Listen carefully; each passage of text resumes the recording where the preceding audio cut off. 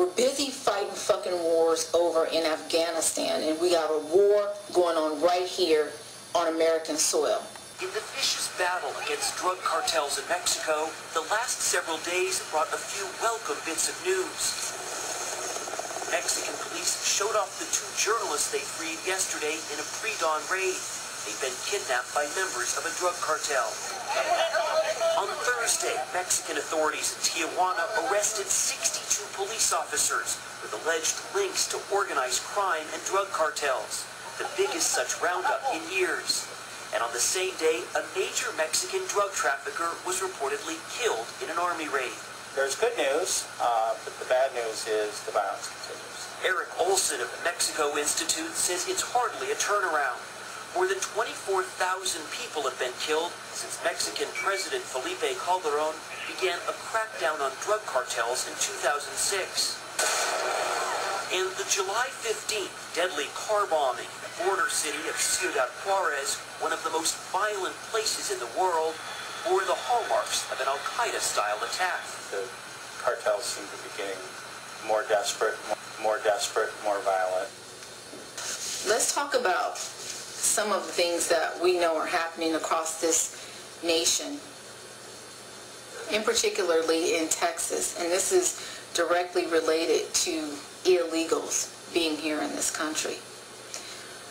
This article is from March 11th, 2011, the Associated Press. It says, Texas farmers say drug war making jobs dangerous. As Texas farmhands prepared this winter to burn stalks of sugarcane for harvest along the Rio Grande, 4 masked men on ATVs suddenly surrounded the crew members and ordered them to leave. Farmer Dale Merton has little doubt they were Mexican drug traffickers. They hide stuff in there, Merton said, of the dense sugarcane crops, some as high as 14 feet. It was very intimidating for my guys. You got men dressed in black, looking like thugs, and telling them to get back. Texas farmers and ranchers say confrontations like these are quietly adding up.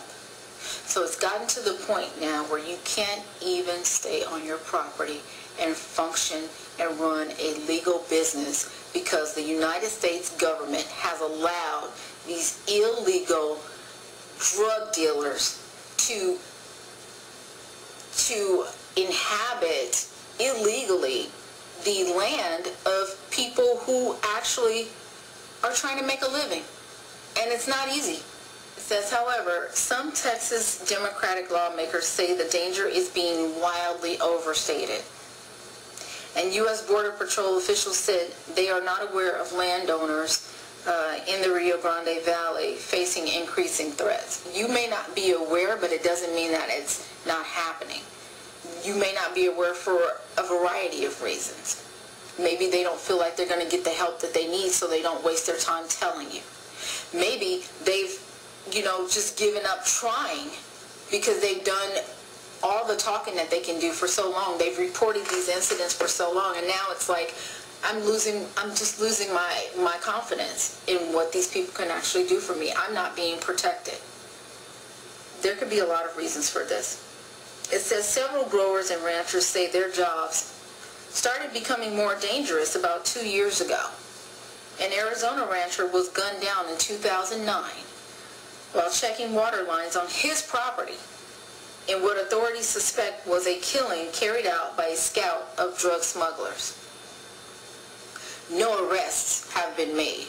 That's very important because now you see you have American citizens being murdered on their own properties. These people can come in to the United States and leave out very quietly, very easily, kill whoever they want to kill, kidnap whoever they want to kidnap, deliver their drugs however they want to do it, and nobody has the authority to do anything. And the government doesn't protect you. And they don't send the National Guard to protect you from these terrorists. But they have our boys over there dying and our ladies over there dying for wars that we shouldn't even be a part of in a lot of cases. Right now, American farmers on the Texas-Mexico borders are being chased off their lands by drug smuggling thugs that use their properties for stash houses. And I just read you an article that proves that. We start wiping them out, as soon as they open their mouth, we start wiping them out, I guarantee you the motherfuckers will be back over there in Mexico so fast it'll make your sombrero swing. That's what we need to do. We need to be extreme as citizens. And we need to have each other's backs because the government doesn't have our backs. And if you see one of your brothers or your sisters handling this shit, however they have to handle this shit, you have their back.